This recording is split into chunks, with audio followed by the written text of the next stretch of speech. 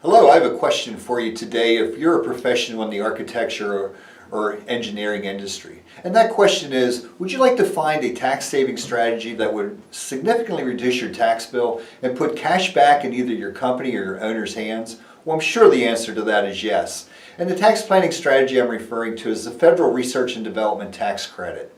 You may have heard of this credit before. You may have even looked into it in the past and thought, well, maybe it's not for me and my company.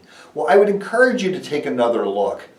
Recent tax court cases have confirmed the applicability of the credit to the work that you do every day in the design phases of your projects, as well as significant tax legislation at the end of 2015 has greatly increased the applicability of the credit so that now just about every firm, if not all, can take advantage of the significant savings that this credit brings. We won't get into the details of how the credit works today, but I just wanted to give you some examples of the scope of the savings you might be able to be looking at. And this ranges from the very small firm to the very large and across many different disciplines. So a couple of examples of small firms that we recently worked with.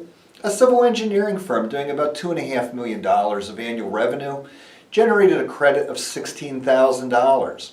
An architect doing about $3 million a year was able to generate a credit of $30,000. Remember, these are credits. Credits offset taxes dollar for dollar. That is a direct payback of those dollars to you and your company.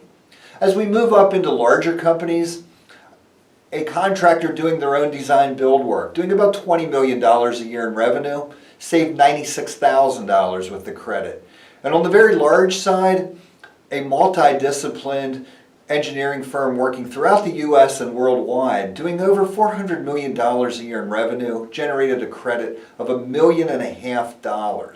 But my favorite and my last example is a mechanical and electrical engineering firm that we were introduced to in late 2016 and made our presentation on what the credit was all about. The owners of the firm were very skeptical initially as to whether they would qualify for the credit. But after understanding what qualifies and working through the calculations, they saved $84,000. This is a firm of only about $6 million in annual revenue, so that's quite significant. If you'd like to hear about how your firm can save, please reach out to us. We're happy to introduce the credit to you in more detail and provide you with a cost-free assessment.